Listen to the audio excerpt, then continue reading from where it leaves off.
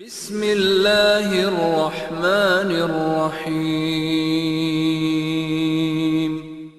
ساتو پای لشرا او لشور دا وطن وتلی پسرو وینو لده اور دا وطن وتلی پسرو وینو لده اور دا وطن که هر سمرا شوڑنگ او پا وجود زخمی شو که هر سمرا شوڑنگ او پا وجود زخمی شو خو مونگا دشغور لیلا پی غور دا وطن وتلی پسرو وینو لده اور دا وطن ساتو پای لشرا او لشور دا وطن وتلی پسرو وینو لده د کورنیو چارو وزارت اړوند د عامه ساتنې ملي تصدۍ معاینت لخوا ګمارل شوي مسلکي ساتونکي چې په ټولو اړینو او مهمو نظامي امکاناتو سمبال دي په پوره ډاډ او میړانې سره د افغانستان د نفت او ګازو له امارتي شرکت څخه د امنیت ساتنه کوي. هر درد ژړېږو پر مونږ باندې ګران دی فصله مور دا وطن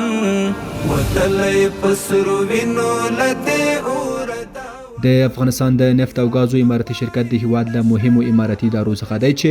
د نفت او ګازو د تامین، توزیع، وارداتو او صادراتو او همدارنګه د انرژۍ د زیرمو د پراختیا مسؤلیت پر غاړه لري. دغه شرکت د ملي او نړیوالو معیارونو په رعایت سره په شفاف او رقابتي ډول فعالیت ترسره کوي او د افغانستان په اقتصادي پرمختګ کې مهم رول لري. ګډای پالنې تا په منارا وتلی اوس هر چاته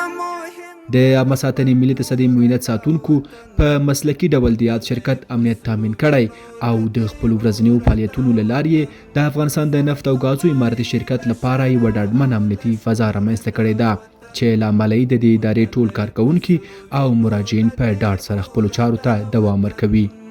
وتلی پسرو وینو لدې اور دا وطن ډېر پام یې په وګړو کړه ساتونکي او سرتیریا ډېر پام یې په وګړو کړه ساتونکي. د افغانستان د نفت او ګازو امارتي شرکت د خدماتو او حفظ و مراقبت امیر ډاکټر فدا محمد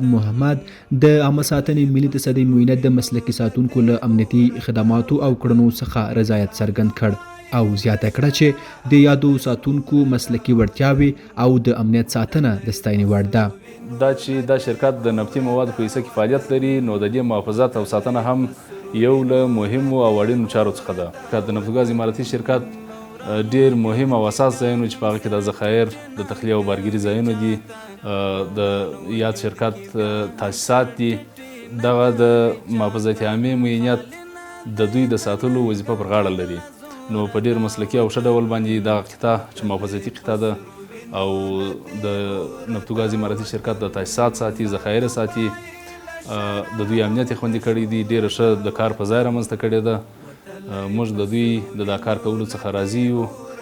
د دوی مسلکي وړتیاوې واقعا د ستایلو دي نو د دوی رهبرۍ څخه د دغه یاد معاینت د رهبرۍ څخه موږ ډېره زیاته مننه کوو چې د دوی روزنې ته د دوی مسلکیتوب دې ټولو ته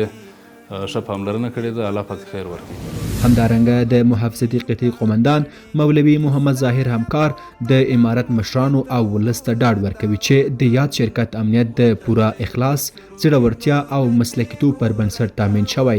او ساتونکي شپه ورځ په دوامداره توګه پر خپلو دندو بوخت دي. زموږ په محافظتي قطعې کې زموږ مسؤلین او نور مجاهدین ملګري الحمدلله په هر بخش کې خپل کارو او